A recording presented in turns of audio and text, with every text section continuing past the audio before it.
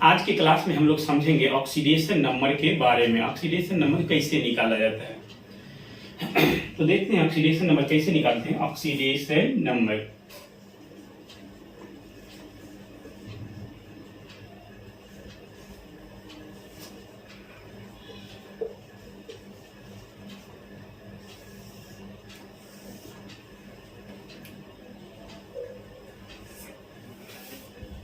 Oxidation number को हम लोग ऑक्सीडेशन स्टेट भी बोलते हैं।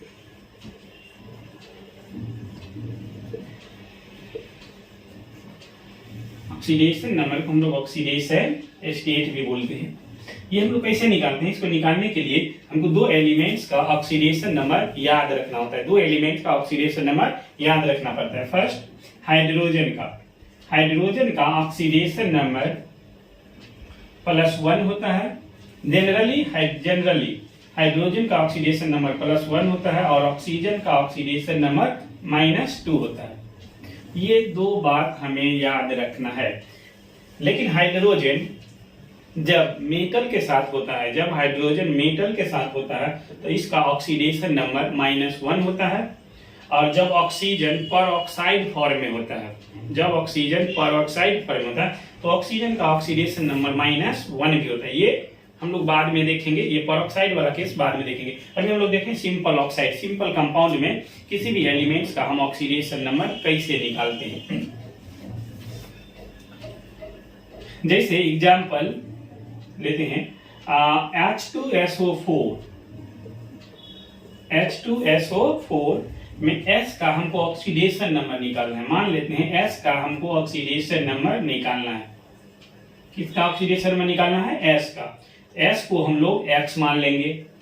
अब हाइड्रोजन और ऑक्सीजन का ऑक्सीडेशन नंबर पुट करना है। हाइड्रोजन का ऑक्सीडेशन नंबर होता है +1 और हाइड्रोजन कितना है? 2। 1 के लिए +1 तो 2 के लिए आ जाएगा +2।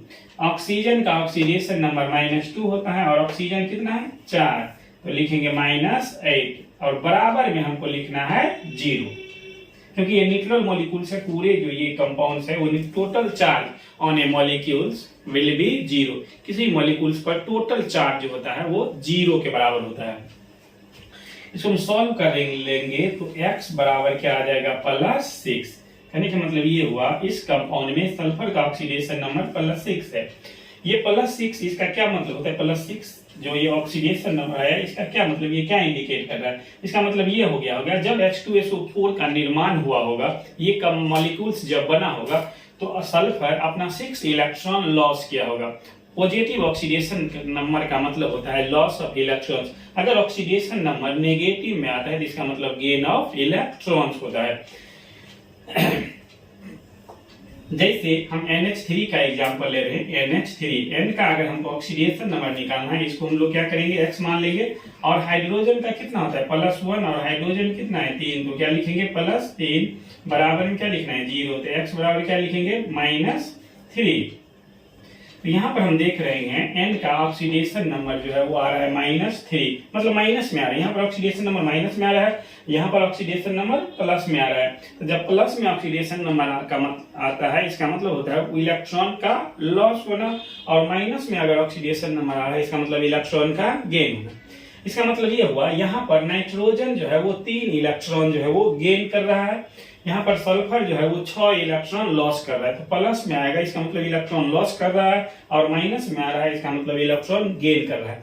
तो कितना इलेक्ट्रॉन कोई भी आइटम लॉस कर रहा है और गेन कर रहा है, ये हम कैसे पता करते हैं? ऑक्सीडेशन नंबर निकाल के हमको पता चल जाता है कि इलेक्ट्रॉन लॉस हो रहा है कि गेन हो रहा है, और फिर कितना इलेक्ट्रॉन का लॉस हो रहा है और गेन हो रहा है। फिर हम एक आयंस का भी निकाल के देखते हैं। यहाँ पर जैसे SO4 है 2-, अगर इसमें भी हम अगर देखेंगे सल्फर का ऑक्सीडेशन नंबर निकालना, इसको हम क्या करेंगे? X कर लेंगे। ऑक्सीजन का -2 होता है, ये 4 है। ऑक्सीजन का -2, ऑक्सीजन कितना है? 4, तो 4 गुना कितना हो गया? 8।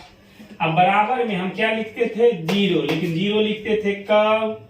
जब कोई चार्ज नहीं होता था तब। जब चार्ज आ जाएगा, कहने का मतलब जो आयंस होता है जितना चार्ज होता है बराबर में हम वो लिख रहे हैं। 2- है तो हम लोग लिखेंगे -2। अब इसको हम सॉल्व करेंगे तो x बराबर क्या हो जाएगा? +6। जैसे एक और एग्जांपल ले रहे हैं, Cr2O7, इस होल के पावर जो है वो 2 - चार्ज है मान लीजिए, और ये होता भी है, इसका नाम है डाइक्रोमेट, इसका नाम है डाइक्रोमेट में Cr का ऑक्सीडेशन नंबर निकालना है। इसको हम क्या करेंगे, x मान लेंगे, और यहाँ पर Cr कितना है 2, तो क्या हो जाएगा 2x। अब ऑक्सीजन का ऑक्सीडेशन नंबर -2, ऑक्सीजन कितना है 7, कितना हो जाएगा 14, बराबर चार्ज कितना है 2 माइनस, हम लोग लिखेंगे -2, जितना चार्ज होता है वो हम बराबर में लिखते हैं। तो 2x इज इक्वल टू कितना आ जाएगा 12, ये इधर जाएगा माइनस हो जाएगा तो फिर 12 आएगा, तो x बराबर आपका आ गया +6। अगर कोई आइटम्स है, कोई आयंस है जैसे NH4 प्लस में अगर N का ऑक्सीडेशन नंबर निकालेंगे, N हाइड्रोजन कितना हो जाएगा +4, अब बराबर में क्या लिखेंगे +1, क्योंकि एक चार्ज है, x बराबर +1, ये उधर चला जाएगा उस साइड तो -4 हो जाएगा, बराबर क्या आ जाएगा -3। तो ये हम सिंपल कंपाउंड का ऑक्सीडेशन नंबर निकालना अभी हम सीखे हैं। हम वैसे कंपाउंड का ऑक्सीडेशन नंबर लिखना नहीं सीखे हैं जिसमें ऑक्सीजन परऑक्साइड फॉर्म में रहता है।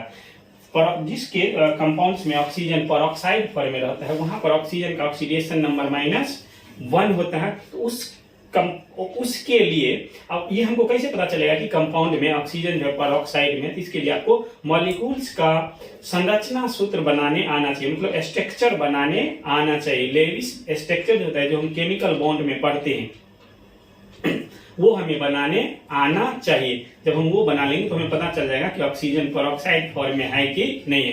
तो पहले मैं आपको मॉलिक्यूल्स का स्ट्रक्चर बनाना सिखाऊंगा, फिर मैं परऑक्साइड फॉर्म में जब ऑक्सीजन रहेगा तो उस कंपाउंड में किसी एलिमेंट का ऑक्सीडेशन नंबर कैसे निकालेंगे वो मैं आपको बताऊंगा। तो नेक्स्ट वीडियो में पहले मैं मॉलिक्यूल्स का स्ट्रक्चर बनाना आपको बताऊंगा।